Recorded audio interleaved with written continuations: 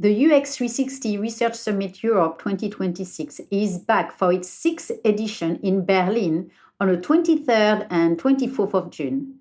UX 360 Europe is one of the Europe's leading events dedicated to advancing UX research as a strategic and business driving function. The summit brings together global speakers, practical case study, and actionable frameworks focused on the full research journey, from planning and execution to stakeholder alignment and business impact. Attendees can expect sessions on cutting-edge strategy, real-world return on investment, and the evolving role of research in today's organization. I will be there as well. And if you work in UX research, design, or product, this is truly one of the unmissable UXR events in Europe. And as a listener of the UX Research Club podcast, you get 15% off on your ticket with the code UXRC15, UXRC15. All the information will be in the note of this podcast.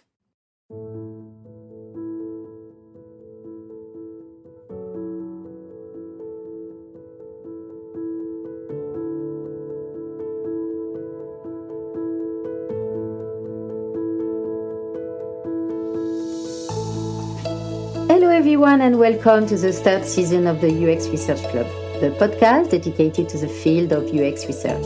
I'm Emmanuel, your host. This season, we are shaking things up a bit. I'm introducing a new format. Episode will be longer, around 45 minutes, and each one will feature a guest expert sharing insight from their area of specialism.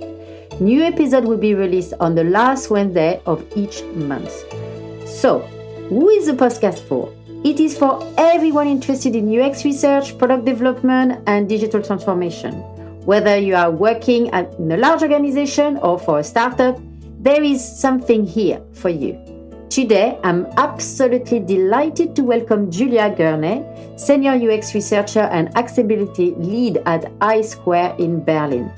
I met Julia last year at the UX 360 Research Summit, where she gave a brilliant talk on accessibility. I knew straight away I had to invite her on the UX Research Club. The timing of this episode is no coincidence. It is a nod to Global Accessibility Awareness Day, GAD, which will take place this year on the 15th of May.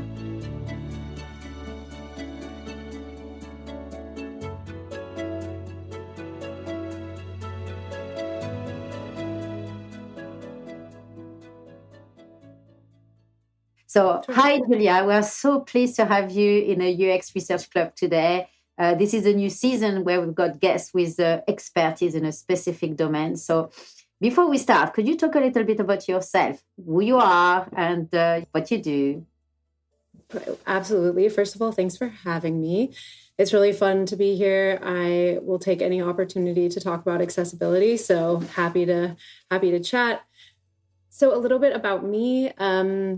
Yes, we met you'll get into this, how we met, but I'm originally from California in the United States, but I live in Berlin and I've lived there for about 8 years.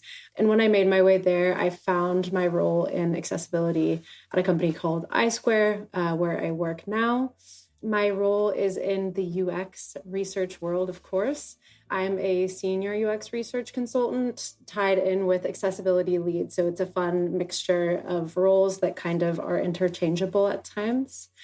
Yeah, I2 is an agency, so I think that can be a bit different from other people's experiences. I know there's a lot of differences and kind of changes in how research is approached, of course, in the agency versus in-house world. So maybe I think that will be kind of interesting, maybe from our perspectives and how things change and flow based on that. But that's kind of the general overview, just UXR with a accessibility focus, I guess relevant as well. I'm very much in the qualitative space. And we can get into why that's relevant in accessibility, especially why that methodology is what I'm passionate about and why it's quite key.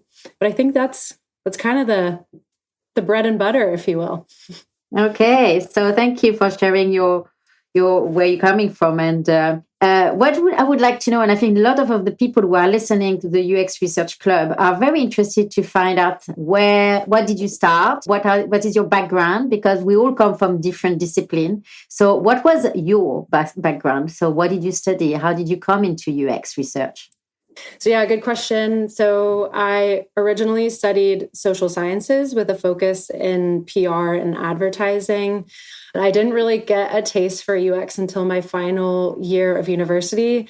So kind of my thesis, if you will, was a nationwide in the US advertising competition where I competed against, I think, over 100 other universities. And I was in charge of research. We all had different roles, and that was my assigned role. And this is kind of like my first entry into the taste of speaking to real users, specifically to build a campaign, which was very interesting. In university, hearing, we got a budget of 10 million, which was very exciting. We're all like, okay, what do we do with that? We don't even know what to do with that kind of money. And the client was, I don't know if you had this in France or in the UK or in Europe, rather, back in the 90s. It's a company called Mary Kay Cosmetics. Have you heard of them? No. Yeah. I won't go into it. But it was like a funny ride. Okay. Yeah, I know. Okay. I remember it. It was a French accent. It's very different. Yeah. Okay. I was going to say it's probably something very different. Yeah. So that was who we worked for, which was super interesting. And, really, they were kind of like, I think, lost in another decade, and we were trying to bring them back. So that was kind of the beginning. And I got a feel for kind of leading research and coming up with a plan. And I had a lot of fun. So I think that was my real first intro. Yeah. So we all go through different, background, and it can be research, could be anything, marketing, it could be anthropology, social sciences. And at some point, we just start experiencing UX research, and we say, yes, this is what I want to do. So when was this moment for you? When you say, this is really what I want to do? Yeah. So I think it was really like the spark and the love for UX was kind of like lingering there. But if I'm honest, it was really when I began my first accessibility project. I guess maybe that's like a little bit maybe jumping ahead. I mean, I think speaking to real users, I remember my first project at iSquare. It was a search engine. I won't name names, just because agency life. We signed some NDAs here, but it was a huge study. It was qualitative, and it was like wildly big across, I think, 4 different countries. And I was in charge of the US. And knowing that I kind of had all of these different perspectives, and I was the one who was getting to talk to these people in charge of these stories. It was, I don't know, at the risk of sounding like maybe a little like hippy dippy or something, but really powerful, like you get to see inside the brains of people talking about a product that they're passionate about or that's really connected to their life. And I think just hearing the passion that people have about these products, I think it was like what made it special was, I think, the visibility of the product that I had. And then 2, this, I guess maybe 3 points, the scale, and then like the passion that people brought to the moment. And I think that was only kind of circling back to what I was saying before, only expanded and amplified by my accessibility study, which wasn't too far after that. It was also very large scale, but we can get back into that a little bit later if you'd like. So very good transition. Let's talk about accessibility. For those who might be new to the topic, I really would like you to define what is accessibility. I think there's many ways to define it, depending on who you talk to. I think the definition that I like to give, it's, I think, pretty much something we've all heard before. So that like in the UX research and design world, within the digital accessibility space, it means that you are approaching the creation and implementation of digital products with all users in mind. So it ensures equal access to, usability, of course. So we're focusing on removing barriers that might exclude individuals due to, disabilities or situational context, for example. So I think kind of like the universal design or looking at the user as a whole, removing barriers regardless of who the user is. And then that directly feeds into people with disabilities. So I hope that answers the question. And I like to almost kind of follow that up with maybe debunking different types of disabilities or what they can look like. And I think the example that I like to give, I think people may have heard this before, but disabilities can be temporary, permanent, or situational. Now that I myself have been in the accessibility space for a while, I definitely tap into like assistive technology that I had probably no idea about before I started this research. So we can get into what that looks like, but sometimes I use a screen reader to help me with like, I don't know, recipes while I'm cooking. So yes, I don't have a disability, but this is a situational moment, right? I'm cooking, I'm doing something with my hands, I'm on the stove, and I want my phone to read me something, like these types of things. And if people want to kind of look into this a little bit more, this was kind of coined and brought up by Microsoft in 2015, I believe. They put out what is called the Inclusive Design Toolkit, which of course goes hand in hand with research as well. You know, they're not like, they're very much connected, of course. And so the concept was published, and it's called the Persona Spectrum, was meant to help designers and researchers to understand and emphasize the wide range of user needs by actually categorizing disabilities into those three types that I just mentioned. So the permanent, the temporary, and the situational. And it was created to demonstrate that by designing, okay, for example, someone with a permanent disability, so designing for one, could extend benefits to many. So, for example, those with temporary or situational disabilities. So, yeah, the imagery that you can see, it's if you just kind of Google it or look it up anywhere, there's this like fun kind of visual that it provides, and it gives you kind of like in quadrants, and it'll show you like situational, temporary, and they're side by side, and it's a nice image there. And yeah, I think it's become widely recognized as like a really influential piece in accessibility. So that's a fun and easy one to get started with. So what I will do is I will put in the podcast note a link to it, so like that people can just access it. So if we refer to anything, I make sure I'll put all the information in the podcast note. It's very interesting what you are saying when you are cooking and you are using accessibility tool. I remember when I broke my collarbone when I went skiing. I keep having a skiing accident. It's a big thing. Oh, no. And I couldn't type. And it was at the time I was writing my first book, and I was, a lot of pressure from the publisher to write. And I said, God, I'm not going to be able to write for another, I don't know how many weeks. I'm behind in my writing. And actually, I use the Apple, the Mac, on my Mac, the accessibility tool. So I dictate a whole chapter.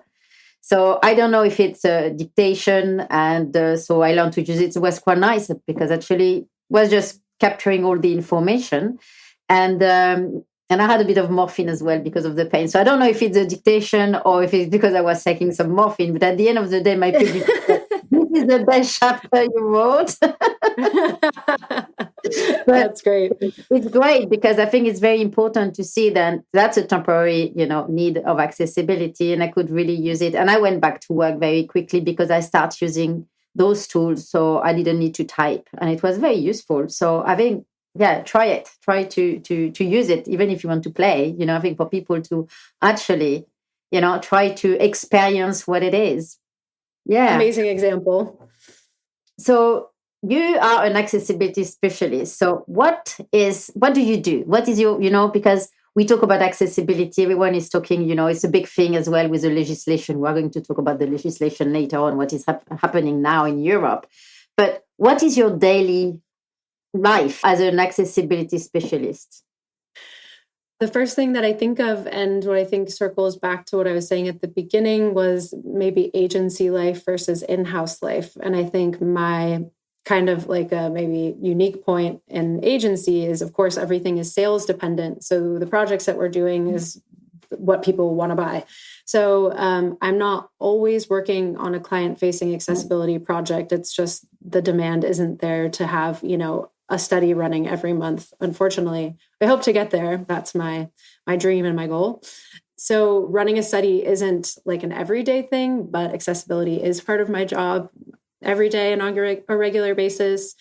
So that could look like raising awareness internally, putting processes into place.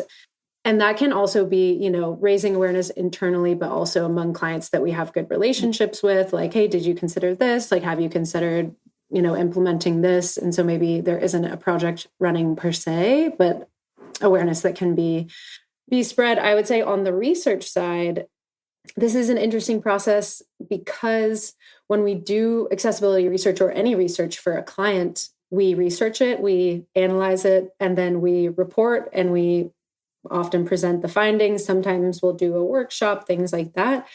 But that's like where our journey ends, right? So we don't get to see like really how the research is implemented.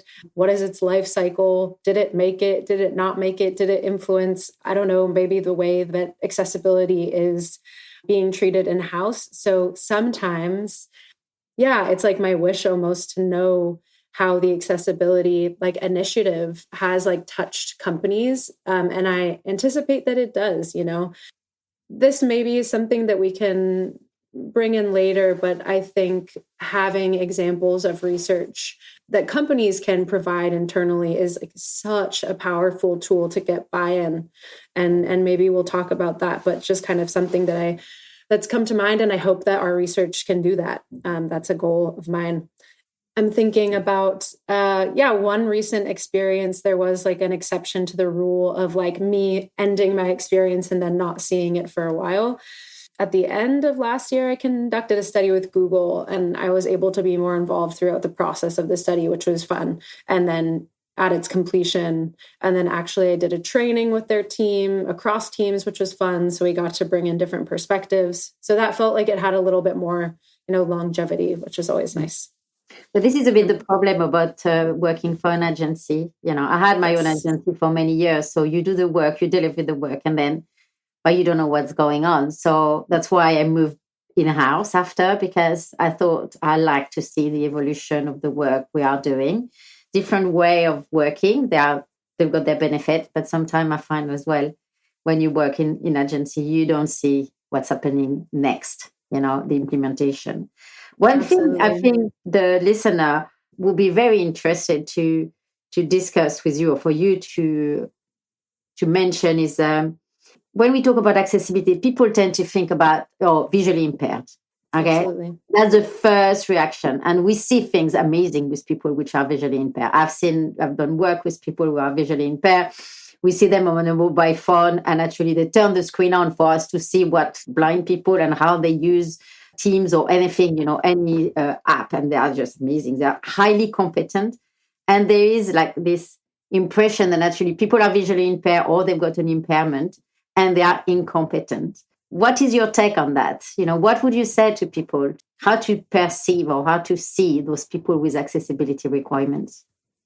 Yeah. And I think preconceived notions are such a big part of this topic. And I think it's, really important to bring up, I guess, to touch on it from like the research side of things.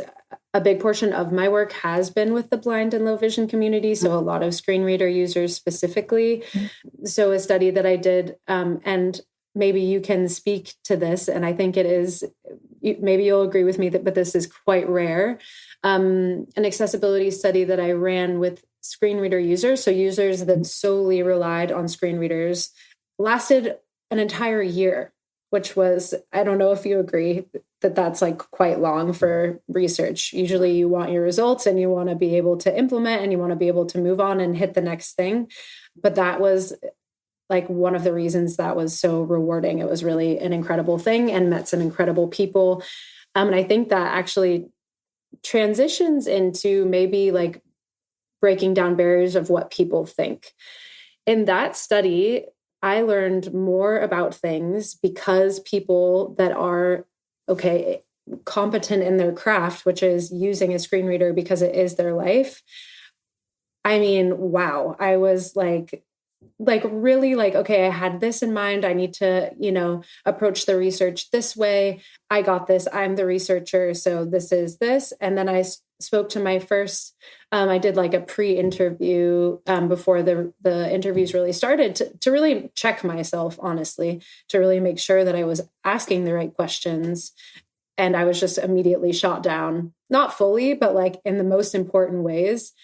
And I mean, this is kind of goes back to like what I preach, and what you'll hear me say always is speaking to the real user is the most important, because they will always have something to teach you. But also, yeah, people do think about the blind and low vision community, because I think we do hear about, in the research world, especially, testing for assistive technology. And that's kind of like the pillar of what that looks like. But, you're absolutely right. There are people that are neurodivergent or have epilepsy. And I think this is a fun thing that we're starting to see more of. So maybe you'll kind of see it in your life more now. I know I have. But there's a hidden disability symbol, which is the sunflower. Mm-hmm. So it acts as a prompt for people with non-visual disability, so neurodivergent or epilepsy, kind of just to let others know, like, hey, I might need help. I might need a little bit more understanding, or just like a little bit more time. So I really love that kind of breaking down that disabilities are not just something that we can see. And that's important to remember, especially in a fast-paced world where we're like, gotta get stuff done. We're doing it. Remembering to like slow down a bit. Maybe this is going off tangent a little bit. I saw a bumper sticker a few days ago. Is that a very American thing? Do we call that in London? Are they bumper stickers? Do you know what I mean? Like on the back of the car, there's like a sticker that says, I love blah, blah, blah. Or like, my cat is. Yeah, it's very American, I would say. But I think it is. But I'm sure we find it in Europe. I think it's very American. I'm absolutely. But it said, nervous driver, please be patient with me. And it had like a cute illustration. And I love seeing that, because it was like a moment of vulnerability that this person was giving. There was clear context about how they wanted to be treated. And I really loved that. So it's just signposting. If people know, they interact differently. Yes. Exactly. I don't know if that answered your question. I feel like yes, absolutely. It really answered my question, because I do think there is people with disability that we don't see. Absolutely. Yeah. You may have people who had brain damage. You don't know, you don't see, and they may not be able to interact the same way. This is close to my heart, because my PhD is on people who had stroke and suffer from aphasia, language impairment. It's very close to my heart, how people interact. And but it's not only interact with face to face, it's also interacting now with objects, with digital products. So this is very important to give them room or time, to do something. It's fascinating when you look at accessibility. I'm not an expert like you, but I've been doing a bit of accessibility because it is very important. And when I worked for the GDS and the British government for the gov.uk, we had to test it with people with visual impairment or cognitive impairment, or even physical impairment. They've got only one arm. So how do they do shortcut on a keyboard? They can't. So maybe making things on mobile, it's easier for them, because with one hand they can do things. So understanding all the spectrum. And I think this is very important. And now when we look at, we've got guidelines. We know we've got guidelines, and we're going to talk about the guidelines. And I think in Europe, we're going to have a big push because of this new legislation coming in place, which is going to put a bit of pressure on people and companies, especially on companies, to implement it. So let's talk about those guidelines and what's coming up with the new European, is a directive or a legislation? I don't know. Yeah, absolutely. I do. I feel like you just brought up such a wonderful point about anticipating what different user groups may need in terms of testing. So maybe we can circle back to that, because I think it's so powerful and so relevant. So I'm really glad that you already brought it up. So yes, the European Accessibility Act is coming.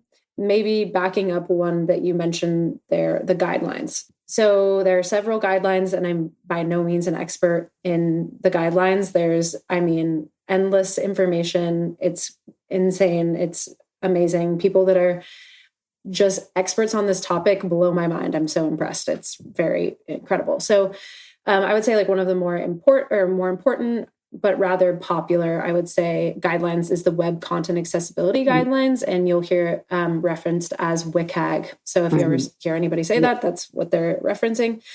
So these are international standards that help researchers, developers, designers, and create the inclusive experiences, right? And it actually is exactly what you just mentioned. So how to do keyboard navigation correctly, how to make sure content is readable. So all of those things. So that's perfect. I think maybe important to frame it this way. So thinking of the guidelines as maybe like a toolkit, not a checklist always, because it's just going to slow you down. You're going to get too bogged down. You can't do it one by one. So kind of think of it as your like companion and toolkit, and it can be morph to what you need, what your users need. So I think that's important to mention. And then a lot of the other guidelines are based on WCAG. So that's kind of the starting point. Not always true, but a lot of the times the case. There have been several versions of WCAG over time, and this is something that's very exciting. A little bit of a rumor, perhaps, but I think it's fingers crossed true. The next version of WCAG, I think, will require qualitative user testing, which this is a very good news. Which I'm very excited. Yeah, I'm thrilled. So that's not going anywhere. And then this goes into the European Accessibility Act, which is the EN 301-549. Always a mouthful. I always afraid, am I going to do it wrong? But I think we're okay. So this is the standard that Europe has to set accessibility requirements. So this is for like ICT, so information and communication technology products, so websites, transports, banking, things like that. And it aligns with the EU laws. And that is also based on WCAG. Is there something happening in the US? There is. The US has actually been kind of ahead of the game a little bit longer. So in the US, there's something called Section 508, which is a version of something similar than EN 301-549. So, and there's always kind of lawsuits. I think we know that the US loves a lawsuit. So there's always that happening, which fortunately or unfortunately, I think has progressed things over time because there's more pressure on companies, which is now coming to Europe more heavily, which is the European Accessibility Act. It's coming into play June 28th, 2025. So we're almost there. Everybody. We're on the starting block. Yeah, start to see what that means for you.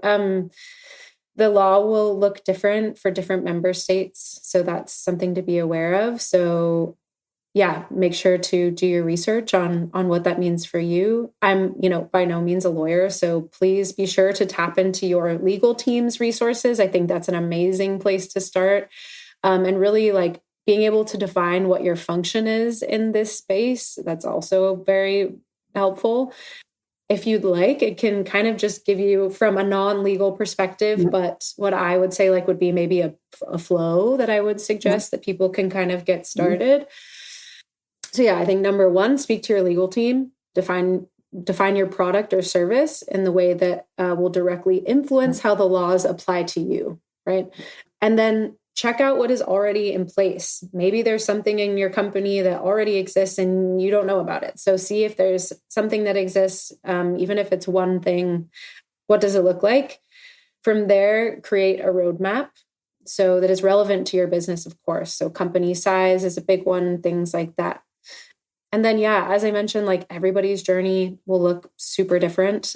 I would say something to consider is really try to plan for maintaining long-term success, right? So not the short term, but how can we do this in a way, this roadmap that will take us into the long term. And yeah, I would say there's one other thing that I like and maybe easy to remember. There's a company called Deque. They're an automated testing tool that's really big in this space. And I encourage everybody to look into a tool like that. I can, again, like we can provide the name. I'll send you any info. But they coined the 3 E's in this space. So 1, to educate. So understand current perspectives, start trainings. 2, equip. So prepare your teams, like I mentioned, for the long-term success. And 3rd, to enable. So yeah, I guess exactly how the words sound. Build a culture of digital inclusion, help people kind of follow through. Yeah. And I don't know if that kind of resonates with maybe other things that you've experienced in your journey. I think it mirrors other things that need to be pushed forward. So thinking about it in a practical way, maybe of other things that you've overcome and maybe using those skills or tools. Yeah. I think about meeting the requirements and what needs to be done is something I think the gov.uk, GDS in the UK have done a massive piece of work. And I recommend people to read, their blog about it, because I remember we had to remove, if you go to the gov.uk, which is a government website, you won't see any PDF because it's not accessible. So now they have Word document, which is easier, or they create the content in HTML so people can actually read it. So things like that, or images. If they don't have a label, the images, the person with a screen reader won't be able to know what the images represent. So all those little things that's quick fix and you can start doing, and it's good practice to do. And I think as well, but we, just it where I'm working, we do have accessibility team. We take that very seriously. It's a lot to do. It's a lot of work to do, but it's very important to see what needs to be done and what we can do, and incorporate it in the product development is crucial. So it's not only the responsibility for the accessibility specialist, but also to the cross-functional team. So from, of course, researcher, designer, but engineers, product manager is very important. They are all on board because it's going to be a team effort, and we have to work together to make it successful. So, yeah. Absolutely.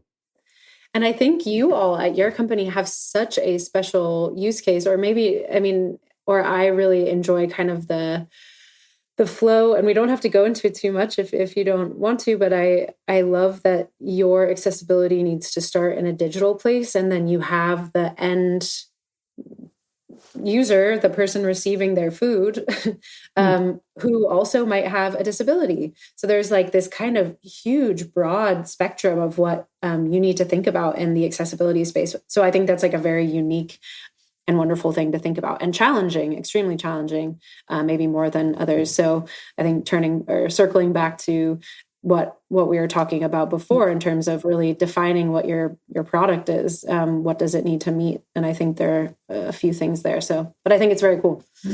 And I think in terms of accessibility, there is something which people tend to forget, is they will think it's going to cost them a lot of money to actually make a product accessible.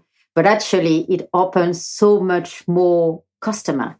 Because if you're accessible, this community is going to speak with each other. They will be it's going to do like a domino effect, and a lot of people are going to know about it. So if something is accessible and it's easy to use for them, I think they will talk to all their community. So there is a massive potential to bring in new customer.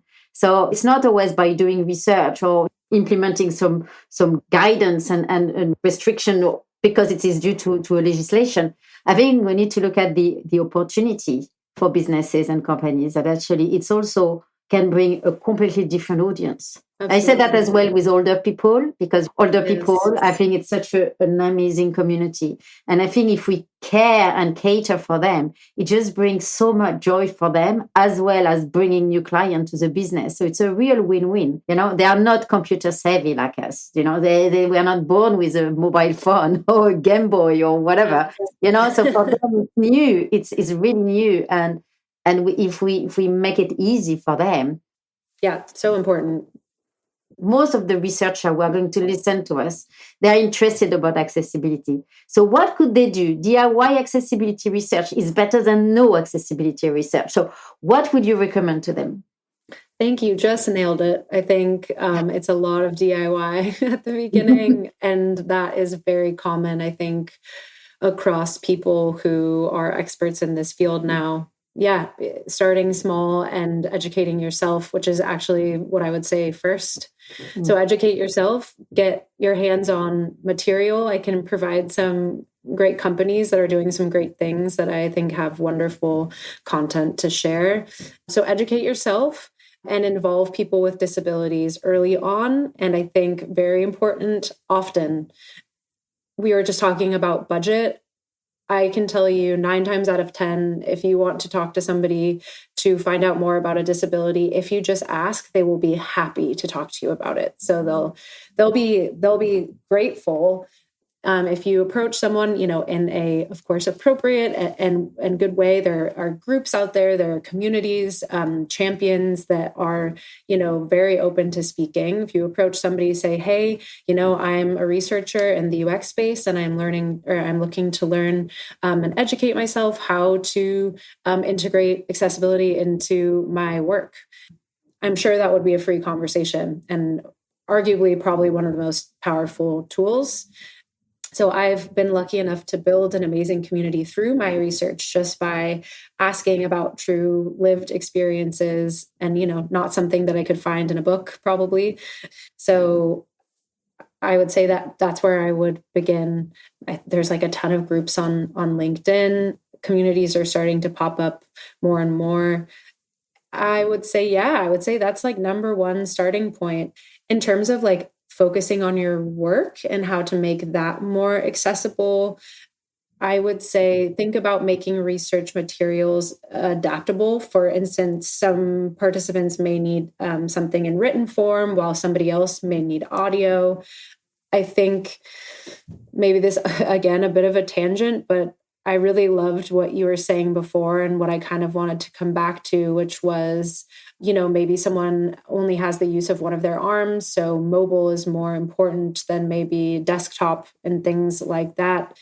And this is maybe an educational touch point that you can use if you want to get started. I thought it's a cool study that I don't know a ton about, but I really love the examples that it gives. So it was a qualitative research study conducted in the UK with neurodivergent users. It was called Regulating Emotions, Strengthening Adolescent Resilience, a mouthful.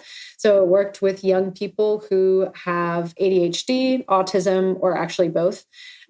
So I think something that was extremely special about this study is that the participants weren't just participants, they were actually part of the research team. So they helped design the interviews and the questions, they conducted the interviews themselves when it was appropriate and helped analyze the data. And so this kind of circles back into starting the education portion. Look for studies like this, examples, and then this is an example of including people with disabilities, right?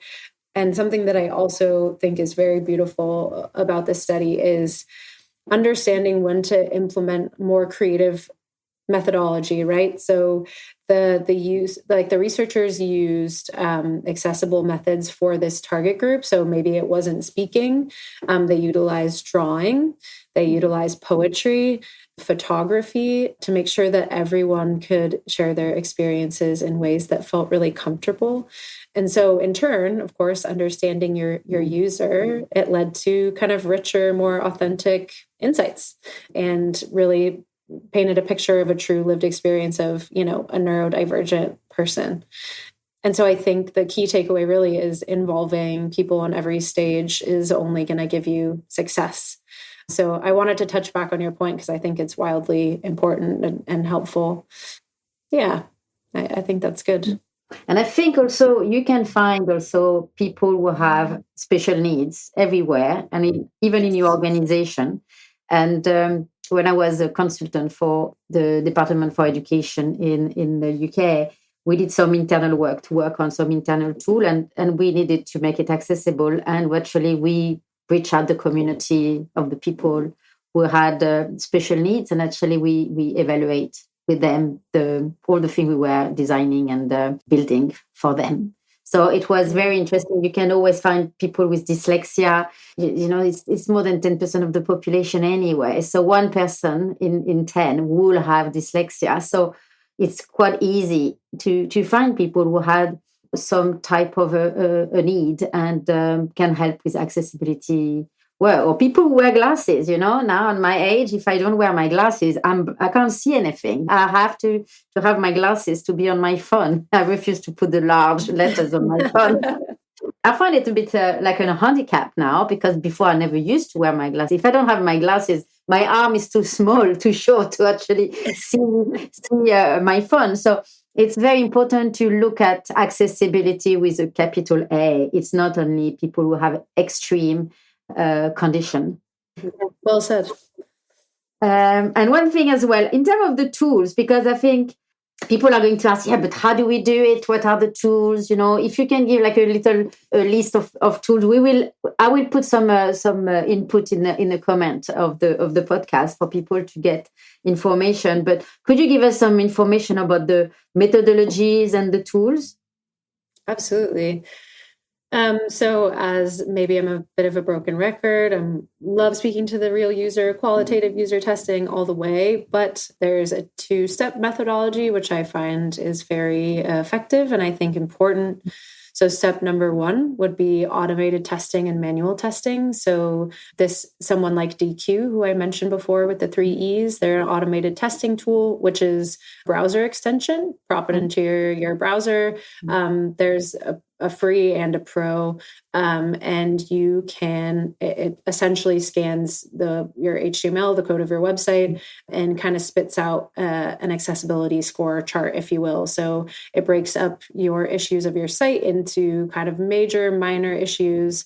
And if you're a development team and you're like, hey, we're not really sure like where to begin, you can look at these key issues and say like, okay, we have, 7 major issues. They're extremely severe. And I think that's nice. You'll know where to start. So go ahead and jump on those severe if you can, or if there's some minor, low hanging fruit, go ahead and change those really quickly. But this will allow you to kind of weed out and really find those like hygiene issues, if you will, and get everything set up well to then speak to a real user. Mm-hmm. So you can kind of create a better testing space for your user if you've already done these changes, which could be something you already brought up, which is like adding alt text to an image. Mm-hmm. So the testing tool can scan your site and say like missing alt text for 5 images. And so you can go in, okay, quickly change those. And then when you're speaking to the real user, you don't need to focus on them saying, hey, you don't have alt text here, when your objective is to understand, how your form field works, things of that nature. And then the second step would be the qualitative user testing. So let your qualitative user testing be informed by your automated testing and how you ask your questions. And circling back to that first project that I was talking about, over the course of a year, it was the very first iteration of the project that we did, or the first kind of phase of the study. We tested with screen reader users. We analyzed, brought our report back to the team. This is like a Fortune 500 company. They have, an amazing team. And we gave them, the user said, hey, like this doesn't work. And they're like, no, that's not possible. Actually, we've tested that with automation and we know that it's working. And basically you're wrong. And I was like, oh, well, interesting. The people that are screen reader users, can prove otherwise. So this was like an amazing example of the marriage of, where things need to come together, where the automated testing maybe failed in this moment and the user was able to identify something that the robot was not, if you will. So I think this is like a tried and true. People have different opinions. And of course, there's like different methodology for different things. But I would say like most widely with what I do, and I think maybe with a lot of listeners in the UX research space, like this is a great kind of, touch point that I would educate yourself on. Yeah. Well, thank you for that. And I know we are going to get close to the end, but I've got 2 more questions I want to ask you. 2 topics. So one is about technology and inclusion. Everyone is talking about AI. Everyone is talking about the evolution of technology. In my opinion, I think the evolution of technology make us do more inclusive research. Just to do remote research. Like you are in California today, I'm in London. We managed to do this podcast. You could have been in Berlin, it would be the same. But, it is how we can be inclusive to do things and to do session with participants. But what would you say about technology and inclusion. So what do you see it going, and what do you see which is nice at the moment? Yeah, absolutely. It's an extremely important topic and question. So I'm glad you brought it up. Yeah, this is certainly not accessibility agnostic. AI is coming into the space of accessibility. Of course, there's some hesitation, but a lot of excitement and optimism, which is, again, true across other industries as well. I think AI is becoming more accepted and exciting because it's really bridging the gap for the disability community to do things for themselves, right? I think any person, if we have to rely on others a lot, it can be disheartening, it's maybe annoying, and the more that we can do on our own, it's empowering. So I think really AI is giving more empowerment opportunities, which is great. I wanted to tell the quick story about, I was speaking to a user and they explained that they had the smart glasses that can take a picture of their surroundings and then say what they're seeing, basically. And there's different versions of the glasses out there. And I don't remember which ones they had, but it was new and exciting for them. This was in 2021, I believe. So it was newer on the scene. They explained to me that they're a screen reader user. They explained to me that before going to a restaurant with friends, they would always study the menu. They would always go online. They would use their screen reader, read the website and say, okay, now I know exactly what I can order. I want to get, the pasta XYZ. And it was always kind of a point of anxiety that if they hadn't studied the menu ahead of time, that they would have maybe awkward interactions, they would feel embarrassed.